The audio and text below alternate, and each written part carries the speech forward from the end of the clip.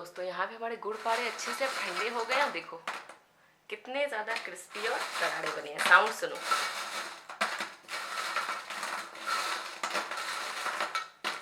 ठीक है, एक आपको तोड़ के भी दिखाती हूँ टेक्सचर अंदर से कैसा आया है। ये देखो, देखो अंदर तक खस्ता है, कहीं से भी ये कच्चे नहीं है और बहुत ज़्यादा टेस्टी और डिलीशियस बने हैं। ठीक है, और ये रहे हमारे शक्करपारे। तो चलिए दोस्तों, बिना टाइम वेस्ट किए रेसिपी को शुरू करते हैं। यहाँ पे मैंने ले लिया एक परात, इसमें डालूंगी 3 कप भर के मैदा। ग्राम में बोलोगे तो आधा केजी यहाँ पे मैंने मैदा लिया, यानी कि 500 ग्राम। अब इसमें डाल रही हूँ 1/4 टीएसपी बेकिंग पाउडर और 1/4 टीएसपी बेकिंग सोडा। दोनों को हमने लेवल से भर के ही लेना है, ऊंचा भर के बिल्कुल भी नहीं लेना। अब इसमें डालूंगी 1/2 कप घी। तो मैंने अनमेल्टेड घी यूज़ करा है, इसीलिए मैंने 1/4 कप घी ही यहाँ पे लिया है, क्योंकि अगर हम इसको पिघलाएंगे ना तो ये 1/2 कप हो जाएगा, और अगर आप मेल्टेड घी लोगे तो 1/2 कप लेना। इसे अच्छे से अपने हाथों से मिक्स करेंगे। ये देखो बिल्कुल अच्छे से अपने हाथों से इसे ऐसे मिलाना है ताकि मोयन अच्छे से हमारे आटे में लग जाए। अब इस तरीके से ना थोड़ा सा आटा लेके कुछ सेकंड्स के लिए अपने हाथों में होल्ड करके आप चेक कर सकते हो। ये आटा अगर टूट के नहीं बिखरा तो इसका मतलब मोयन इसमें परफेक्ट है, और घी हम इसमें बिल्कुल भी ऐड नहीं करेंगे। ये होता है टेस्ट करने का तरीका, जिससे आपको पता चलेगा आपके डो में मोयन परफेक्ट है या नहीं। अब इसमें थोड़ा थोड़ा करके हम 1 कप पानी डालेंगे और इसका सॉफ्ट डो लगाएंगे। डो जैसे हम चपाती का लगाते हैं ना, वैसा ही होना चाहिए।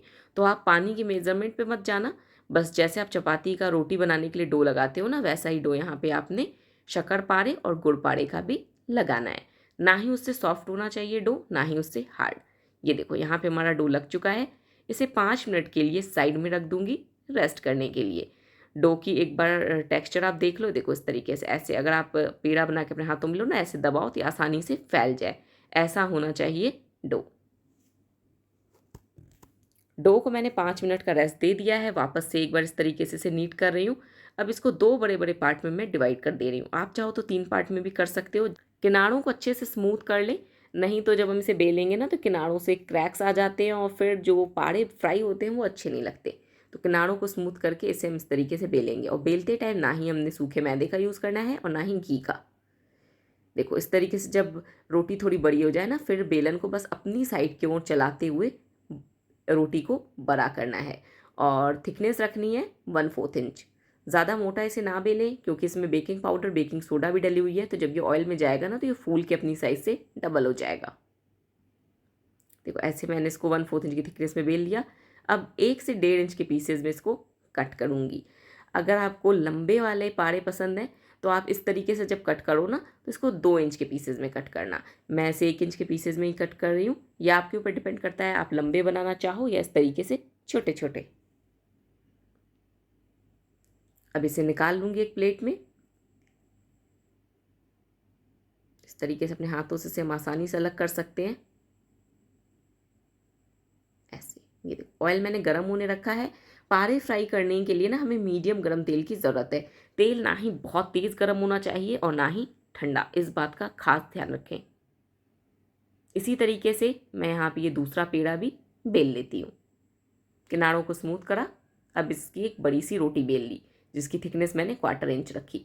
इसे भी उसी तरीके से 1 इंच के पीसेज में कट करा। ऑयल भी मैंने गर्म होने रखा था। ऑयल बढ़िया से गर्म हो चुका है। पारे फ्राई करने के लिए हमें मीडियम गर्म तेल की ज़रूरत है, और फ्राई करने के लिए हम रिफाइन ऑयल यूज़ करेंगे। ये देखो मैं एक बार आपको क्लोजअप दिखा देती हूँ। देखो कितनी बढ़िया फिनिशिंग आई है इसके पीसेज में। एक एक पीस बिल्कुल परफेक्टली कट हुआ है। ऑयल इतना गर्म होना चाहिए कि जब हम इसमें पाड़े का पीस डालें ना तो वो 5 सेकंड में ऊपर आ जाए। ये देखो इस तरीके से। ठंडे ऑयल में बिल्कुल भी इसे नहीं डालें, नहीं तो बहुत ज़्यादा ऑयल एब्जॉर्व कर लेगा और फिर खाने में अच्छा नहीं लगेगा। सारे पारे अब फ्लोट होके ऊपर की ओर आ गए हैं ना, तो अब गैस की फ्लेम को मैंने हाई करा है। डालते वक्त हमने गैस की फ्लेम को मीडियम हाई रखना है, ना लो ना हाई। मीडियम हाई फ्लेम पे पारे डालें मीडियम गर्म तेल में। जब पारे फ्लोट होके इस तरीके से ऊपर आ जाएं, उसके बाद गैस की फ्लेम हाई करें और पलटा इसमें बिल्कुल भी नहीं चलाएं।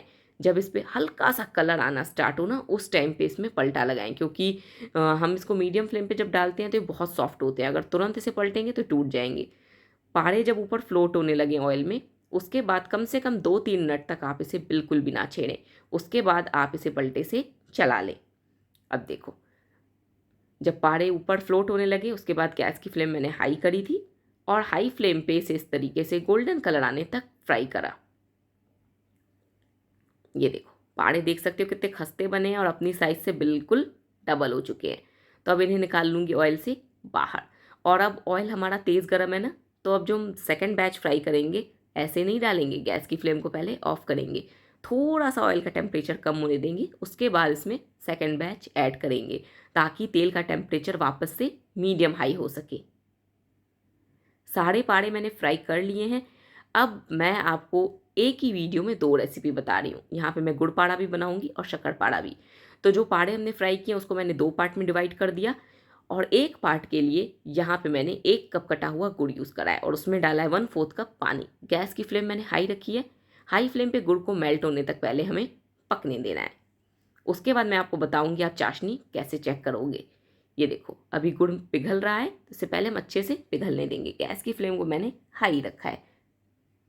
देखो अब यहाँ पे गुड़ बढ़िया से पिघल चुका है और जो इसकी ड्रॉप गिरेगी ना, लास्ट ड्रॉप पे ध्यान देना, ड्रॉप के साथ एक तार सी गिरेगी। ये देखो, देखो जो ड्रॉप गिर रही है उसके साथ एक तार सी भी गिर रही है। इसका मतलब हमारी चाशनी रेडी है। इससे ज़्यादा इसको बिल्कुल भी नहीं पकाना। आप फिंगर पे भी चेक कर सकते हो, जैसे हम चाशनी की एक तार चेक करते हैं ना, उसी तरीके से गुड़ की भी आप तार चेक कर सकते हो, लेकिन गुड़ काफ़ी गर्म होता है, ध्यान से टच करना। गैस की फ्लेम को मैंने ऑफ करा है। इसमें डाल दिया 1 बड़ा चम्मच मोटी वाली सौंफ और अब इसमें डाल रही हूँ फ्राई किए हुए हमारे पाड़े। ध्यान रहे सिरप में पाड़े डालने से पहले बढ़िया से ठंडे होने चाहिए। गरम गरम पाड़े गरम गरम सिरप में बिल्कुल भी नहीं डाले, नहीं तो वो टूट जाएंगे। और पानी डालने के बाद ना इसे बिल्कुल भी नहीं छोड़ना। इस तरीके से स्पैचुला से कंटिन्यूअसली चलाते रहना है जब तक कि जो ये सिरप है इसके ऊपर बिल्कुल ड्राई आउट नहीं हो जाती। अगर हम इसे छोड़ देंगे ना तो ये सारे आपस में स्टिक हो जाएंगे और फिर कोई चांस नहीं है कि आपस में अलग होंगे। देखो इस तरीके से इसे चलाते हुए हमें ठंडा करना है। जब हम इसे इस तरीके से ऑफ फ्लेम पे स्पैचुला से चलाते जाएंगे ना तो एक स्टेज ये आएगी जब इस पे गुड़ के सिरप की ऐसी ड्राई सी कोटिंग हो जाएगी। ये देखो देख सकते हो, लग रहा है गुड़ का पाउडर हमने पाड़ों पे चढ़ा दिया है। बस इस टाइम के बाद हमने इसे चलाना बंद कर देना है। तुरंत इसे निकाल देना है प्लेट में। अगर अब हमने इसे ज़्यादा चलाया तो ये टूट जाएंगे। तुरंत इसे प्लेट में निकालेंगे और ठंडा होने देंगे। चलिए जब तक हमारे गुड़ पाड़े ठंडे होते हैं हम शक्कर पाड़े बनाते हैं। सेम कढ़ाई को मैंने एक बार पानी से थोड़ा सा वॉश कर लिया है। अब इसमें डाल दिया 1 कप चीनी, साथ ही डालूंगी 1/4 कप पानी। क्वांटिटी गुड़ पारे और शक्कर पारे में गुड़ और चीनी की सेम रहेगी, पानी की भी सेम रहेगी। बस ध्यान रखना है मैं हाफ क्वांटिटी की आपको मेजरमेंट बता रही हूँ। अगर आप टोटल आधा किलो मैदे के गुड़ पारे या शक्कर पारे बनाओगे तो चीनी या गुड़ जो भी आपको पारे बनाने हो ना उसकी क्वांटिटी आपने डबल कर देनी है और पानी की क्वांटिटी भी डबल कर देना। उस समय आप अगर गुड़ पाड़े बनाओगे तो आप 2 कप गुड़ ले लेना और आधा कप पानी, और शक्कर पाड़े बनाओगे तो 2 कप चीनी और आधा कप पानी। ये देखो अब मैंने गैस की फ्लेम को लो रखा है क्योंकि गुड़ को तो हमने हाई फ्लेम पे मेल्ट करा था, लेकिन जो चीनी है ऐसे हम लो फ्लेम पे मेल्ट करेंगे। अगर चीनी के क्रिस्टल्स रह जाएंगे ना तो वो शक्कर पारे में अच्छे नहीं लगते हैं, इसीलिए इसे लो फ्लेम पे मेल्ट करें ताकि जब शक्कर पारे पे चीनी की कोटिंग हो तो वो बढ़िया से चीनी के पाउडर जैसी हो। ये देखो शुगर बढ़िया से मेल्ट हो चुकी है, मैंने लो फ्लेम पे से अच्छे से मेल्ट करा है। अब 1 मिनट के लिए सिर्फ गैस की फ्लेम को हाई करा और अब मैं आपको टेस्टिंग दिखा रही हूँ। ये देखो जो शुगर की भी ड्रॉप है जब गिर रही है तो इसमें लास्ट में एक तार सी गिर रही है, ध्यान से आप देखो। बस शुगर की भी सिरप बन के रेडी है। गैस की फ्लेम को ऑफ करा, इसमें डाल दिया फ्राई किए हुए ठंडे पाड़े, 1 बड़ा चम्मच मोटी सौंफ। अब इसे भी उसी तरीके से ऑफ फ्लेम पे कंटिन्यूअसली चलाते हुए पकाएंगे जब तक कि जो ये चीनी है ना ये बिल्कुल पाड़ों के ऊपर सूख नहीं जाती। छोड़ना बिल्कुल भी नहीं है, नहीं तो ये भी आपस में स्टिक हो जाएंगे। इसे चलाते हुए हमें ठंडा करना है और गैस की फ्लेम ऑफ रखनी है। ये देखो हमारे शक्कर पारे भी रेडी हैं, इस पर भी बढ़िया से चीनी की कोटिंग हो गई है। अब इसे भी हम नहीं चलाएंगे, निकाल लेंगे प्लेट में और कम्प्लीटली ठंडा होने देंगे। तो दोस्तों यहाँ पे हमारे गुड़ पारे अच्छे से ठंडे हो गए हैं। देखो कितने ज़्यादा क्रिस्पी और करारे बने हैं। साउंड सुनो।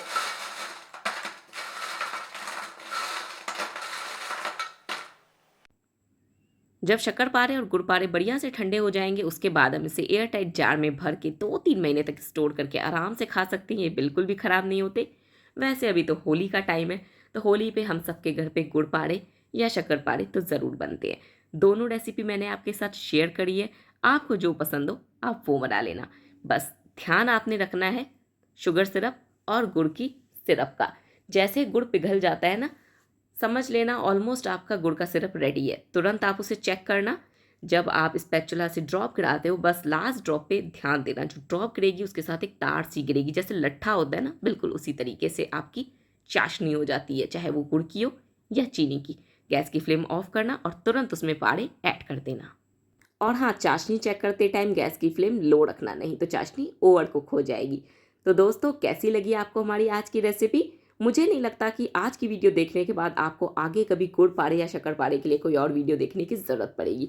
सारी टिप्स और ट्रिक्स मैंने शेयर करी है इस वीडियो में। तो दोस्तों, मुझे कमेंट करके ज़रूर बताना आप अपने घर पे इस होली क्या बना रहे हो, गुड़ पारे या शक्कर पारे। और वीडियो की रेसिपी ट्राई करने के बाद भी मुझे कमेंट करके ज़रूर बताना कि आपके शक्कर पारे और गुड़ पारे कैसे बने। कल आने वाली है होली के लिए बहुत सारी रेसिपी, तो प्लीज़ चैनल से कनेक्टेड रहना।